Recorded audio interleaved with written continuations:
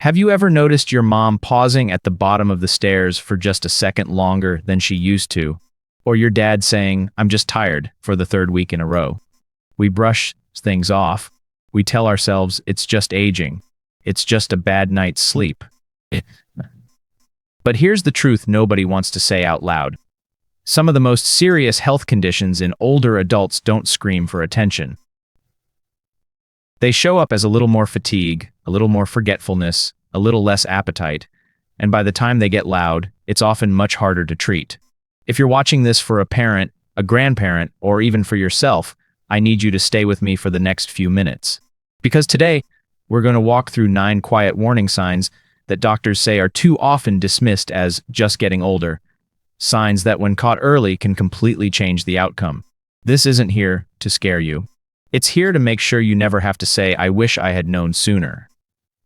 Now here's the myth we need to bust first, because it causes more harm than almost anything else.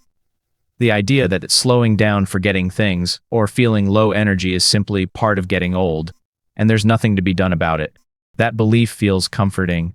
It lets us relax. But it's also the exact reason so many treatable conditions get caught late. The truth is far more hopeful than that myth. Many of the changes we associate with normal aging are actually signals, early, quiet signals, from a body trying to tell you something specific is going on. And here's the encouraging part. Most of these signals, when noticed early, point to conditions that are manageable, treatable, or even reversible. This isn't about living in fear of every ache. It's about learning to tell the difference between normal wear and something worth checking. And that difference can be learned in the next 30 minutes. Researchers who study aging often compare the body to a smoke detector system. When something's wrong internally, the body doesn't always set off a loud alarm right away. Sometimes it just flickers a small warning light, a little more tiredness, a little less appetite, a small imbalance. The problem is, most of us were never taught to recognize those flickering lights. We're taught to react to full-blown alarms, chest pain, a fall, a fainting spell. But by the time the loud alarm goes off, the small fire has often had time to grow. That's exactly why we brought in an expert today. Someone who has spent years helping families recognize these early signals before they become emergencies. In this video, we're going to cover 9 specific silent signs that doctors say deserve real attention in seniors, not to alarm you, but to empower you. For each one, we'll explain exactly what it looks like, why it happens, what it could mean, and, most importantly, what steps to take next. By the end of this video, you'll have a simple mental checklist you can use for yourself or for someone you love, so that the next time something feels a little off, you'll know whether it's worth a phone call to the doctor or worth an urgent visit.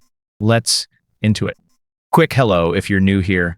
Welcome to Wellness Compass, the channel where we break down health topics in plain, human language, no medical jargon, no fear-mongering, just honest information you can actually use. Today, I'm joined by a geriatric health educator who has spent the last decade working directly with older adults and their families, helping them understand exactly which symptoms deserve a closer look. Elena, thank you so much for being here. Thank you for having me.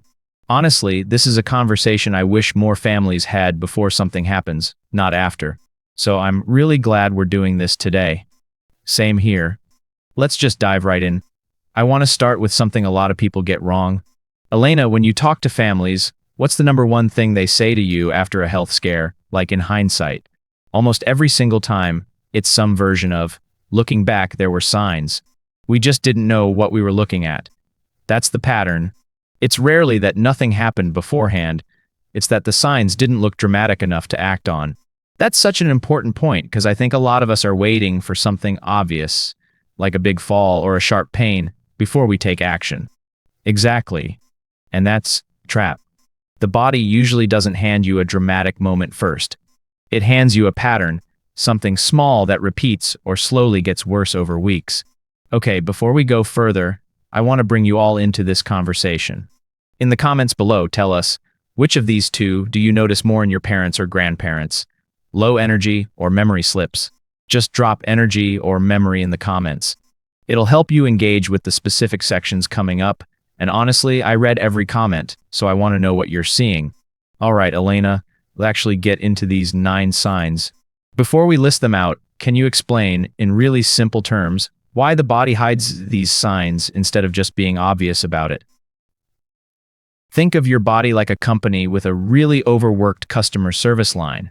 When something minor goes wrong, it sends a quiet message, a little fatigue, a little less appetite. But if that message gets ignored repeatedly, the company escalates. Now you get a louder complaint. Chest tightness. Sudden confusion. The tricky part with aging is that some of these early quiet messages, like feeling a bit more tired, also just naturally happen a little more as we get older. So people assume always normal. But there's a difference between mild, stable tiredness that's been there for years and new tiredness that's getting progressively worse. That second kind is the message worth listening to.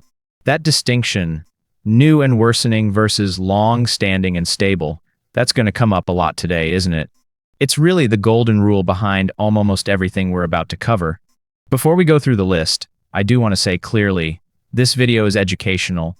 We are not diagnosing anyone watching, and nothing here should replace an actual visit with a doctor, right? And I'd add, please don't use this list to self-diagnose or to panic. Use it as a prompt. If you notice 2 or 3 of these things together, or one of them getting steadily worse, that's your cue to book an appointment, not to assume the worst and not to wait it out for months either. Early conversations with a real doctor who can examine the person and run appropriate tests are what actually make the difference. Perfect. Ground rules. Let's start. Sign number 1. Let's start with the one almost everyone brushes off, fatigue. Right, and I want to be specific here because normal aging does come with somewhat less stamina. What we're talking about is different. It's fatigue that doesn't get better even after a full night's sleep, and it tends to get a little worse week over week rather than staying steady. So how would someone actually notice this pattern in daily life? Look for things like needing more naps than usual, struggling to finish tasks that used to be easy, like grocery shopping or a short walk, or seeming worn out by mid-afternoon consistently, not just occasionally. Does this happen? What's going on underneath? Persistent fatigue in seniors can be connected to things like anemia, thyroid changes, heart or lung function changes, or even certain medication side effects. None of these are things you can diagnose just by watching someone, but fatigue is often the very first outward sign that one of these systems needs a look. What's the benefit of catching this early? Enormous. Many of the underlying causes are very manageable once identified. A simple blood test can reveal a lot. Catching it early usually means a much simpler fix than catching it after it's caused a bigger issue, like a fall from dizziness or a hospital visit from a heart or lung condition that's advanced further. So practically speaking, what should someone do? Keep a simple 2-week log. Just jot down energy levels each day. Even a 1 to 10 scale takes 10 seconds. If it's consistently low or trending downward, bring that log to a doctor's visit. It gives them something concrete to work with instead of a vague, "I've been tired." That's such an easy, doable step. Really encouraging that something this small, a 2-week log, can lead to catching something important early. Exactly, it costs nothing and takes almost no effort, but it can make a real difference in how quickly a doctor can help. All right, now here's something even more important because this next one is talked about even less. Weight loss sounds like a good thing to most people. Why is it? List. Because we're not talking about weight loss from a diet or more exercise. We're talking about unintentional weight loss. If someone loses a noticeable amount of body weight, generally more than about 5% over 6 to 12 months, without trying to, that's considered clinically significant. How would a family actually notice that, especially if they don't weigh their parent regularly? Clothes and rings becoming loose, a belt needing new holes, or a family member commenting, "You look thinner," more than once. These are the everyday clues. It often shows up in appearance before anyone actually steps on a scale. Why does this happen? There are many possible reasons. Appetite changes, difficulty chewing or swallowing, digestive changes, or the body simply using more energy than it's taking in. Because it can point to so many different underlying issues, doctors take unintentional weight loss seriously as a signal worth investigating rather than ignoring. What's the upside? Seeing it early. It gives doctors a head start on identifying the cause while the person is still feeling relatively well, rather than after they've become weak or malnourished, which makes recovery slower and harder. Practical advice: a monthly weigh-in, same time of day, same clothing roughly. Write number down. It takes 15 seconds and gives you an objective trend instead of relying on memory or guesswork. Small habit, big payoff. I'm noticing a theme here. That's exactly the point of today's list. None of these require expensive equipment or dramatic lifestyle overhauls. Just consistent, simple observation. But that's not the biggest mistake families make. The next one is about something we usually explain away instantly. This is probably the most emotionally loaded one on the list. Let's handle carefully. Agreed. First, forgetting where you put your keys occasionally, or blanking on a word once in a while, is completely normal at any age. What we're watching for is a pattern, repeating the same question multiple times in one conversation, getting lost in a familiar place, or struggling to follow a conversation that used to be easy to follow. How is that different from just normal aging? Normal aging might mean it takes a beat longer to recall a name. What we're describing is more like the information doesn't seem to be registering in the first place. So it's not a retrieval delay, it's more like the memory didn't fully form. Why would that happen? It can stem from several different things, some temporary and very fixable, like medication interactions, thyroid changes, dehydration, or vitamin deficiencies, and some that require longer-term management. This is exactly why it's important not to assume the worst-case explanation immediately, but also not to dismiss it entirely. What does early identification actually change here? It opens the door to treatments and support strategies far earlier, which research consistently shows leads to better quality of life and more independence for longer, regardless of the underlying cause. So what's the practical step for someone noticing this in a loved one?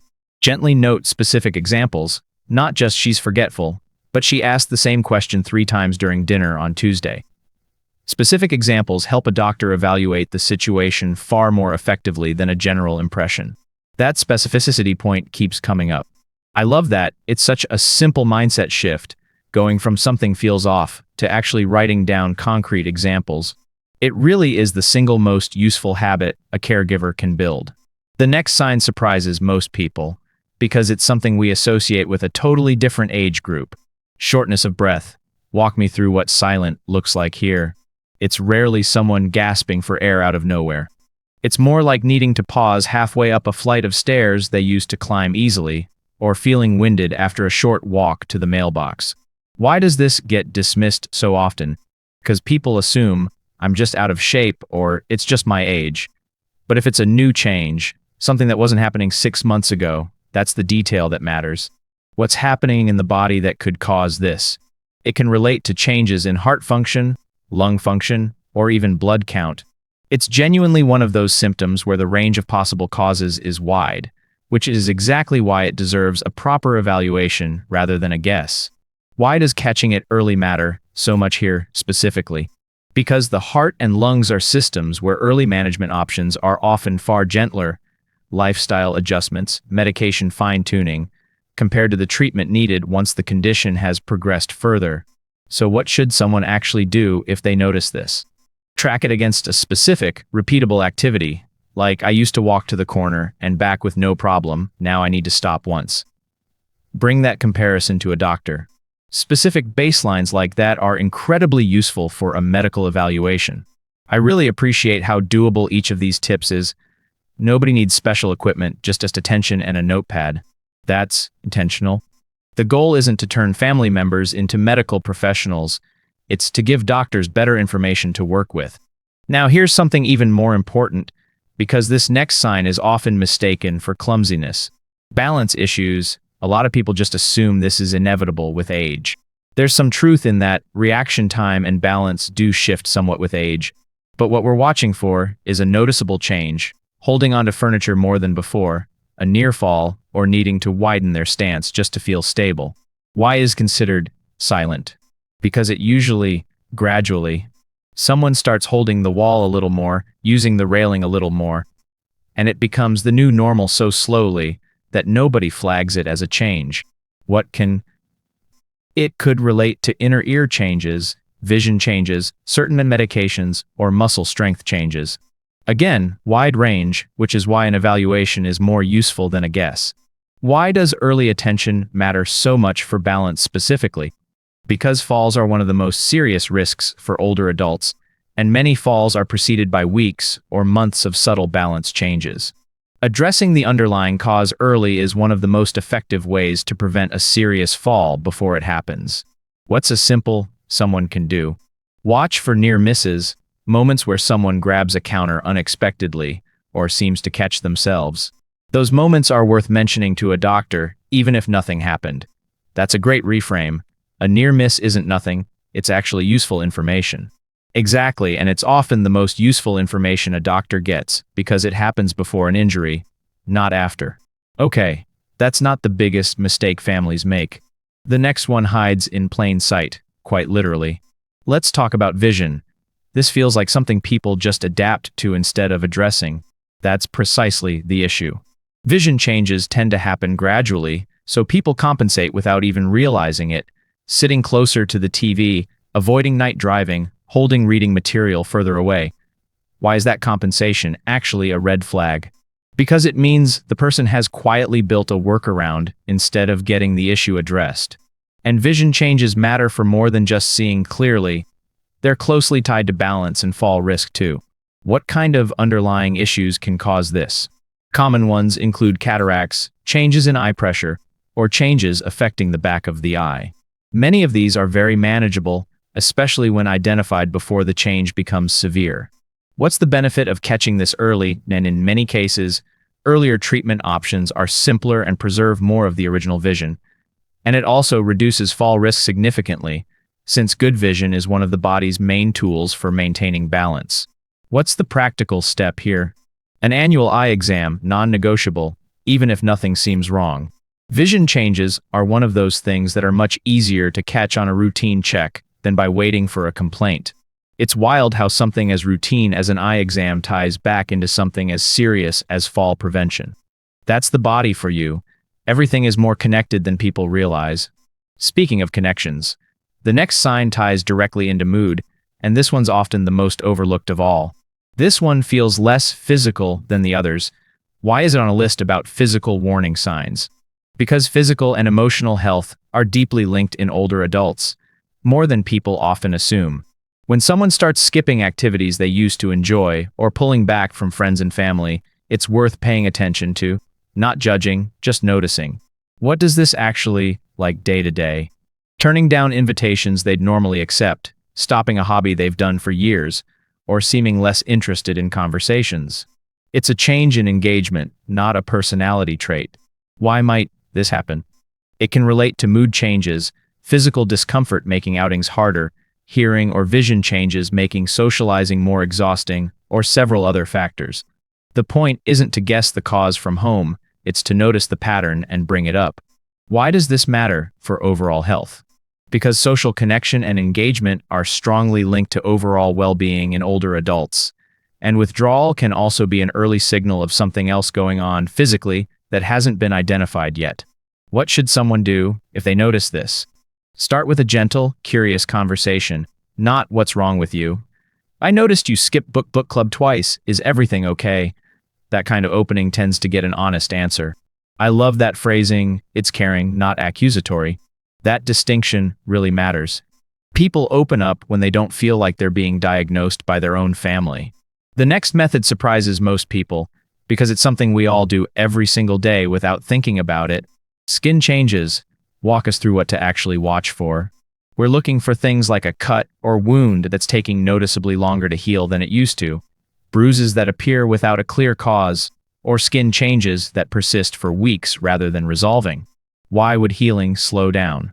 It can connect to circulation changes, blood sugar regulation, nutrition, or certain medications. Skin is actually a very visible window into what's happening internally, which is part of why doctors pay close attention to it. What's the value in catching this early? Slow healing wounds, if left unaddressed, can become more serious, sometimes leading to infection. Catching the underlying cause early is far simpler than treating a wound that's become complicated. What's a simple thing to watch for? Any wound that hasn't shown clear improvement after about 2 weeks is worth having looked at. That's a good general rule of thumb to keep in mind. Straightforward and easy to remember. 2 weeks, no real progress, time to get it checked. Exactly. Simple rules like that are what actually get used in real life, versus something too complicated to remember. Now here's something even more important, and it's the one doctors say gets missed most often of all. This last one covers two related things. Let's start with bathroom habit changes. Sure, this includes things like new difficulty with bladder control, noticeably more frequent urination, or changes in bowel habits that persist for more than a couple of weeks. People are often embarrassed to bring this up, so it goes unmentioned far longer than it should. And the confusion piece? This is an important one. Sudden confusion, even if brief, is different from the gradual memory changes we talked about earlier. If someone who is normally clear-headed suddenly seems disoriented, doesn't recognize familiar surroundings, or seems not themselves for a stretch of time, that's considered a more urgent signal, especially if it comes on quickly. Why is sudden confusion treated differently than gradual memory changes? Because sudden onset often points to something acute happening in the body right now, like an infection, dehydration, or a medication reaction, that needs prompt attention rather than a slow, long-term process. So what's actual guidance here? Gradual bathroom habit changes, worth mentioning at the next regular doctor's visit. Sudden confusion that comes on within hours or a day, that's something to seek medical attention for promptly, rather than waiting to see if it resolves on its own. That's such an important distinction to end on, knowing which of these 9 signs can wait for a scheduled visit, and which one means don't wait. That's really the heart of everything we've talked about today. Elena, we've covered a lot. Fatigue, weight loss, memory changes, breathlessness, balance, vision, withdrawal, skin healing, and bathroom or confusion changes. If someone only remembers one thing from this whole video, what should it be? The golden rule we mentioned early on: pay attention to what's new and what's getting worse, not what's been stable for years. That single filter helps you sort through almost any symptom and decide whether it's worth a conversation with a doctor. And I think the bigger takeaway is this: none of these 9 signs require a medical degree to notice. They just require attention and the willingness to say something instead of assuming it's just aging. Exactly. Every single one of these becomes far more manageable the earlier it's caught. That's not fear, that's actually really hopeful news. Before we wrap up, any final words of caution? Just 2 things. First, consistency matters more than perfection. You don't need to track everything obsessively, just stay generally aware. Second, patience is important too. One of these signs on its own, on a single day, usually isn't an emergency. It's the pattern over weeks that matters. And the biggest mistake I see families make? Waiting for a big moment before acting, a fall, a hospital visit, instead of trusting the small, early signals along the way. You don't have to wait for the loud alarm. The quiet ones are worth listening to as well. Elena, this has honestly been one of the most useful conversations we've had on this channel. Thank you so much for walking us through this. Thank you for having me, and thank you to everyone watching for caring enough about someone to sit through this whole conversation. That already, you ahead. If this video helped you see something in a new light, maybe even something you've noticed in your own parent or grandparent recently, do me a favor and hit that like button. It genuinely helps this information reach more families who need it. And I'd love to hear from you in the comments. Which of these 9 signs are you going to start paying closer attention to starting today? Just drop the number below. If you're new here, consider subscribing. We publish videos just like this one every week, breaking down real health topics in simple, human language, no fear-mongering, just honest information. And if this video resonated with you, you're going to want to watch the one playing right now on your screen, where we go even deeper into the single most overlooked habit that protects long-term independence as we age. I'll see you.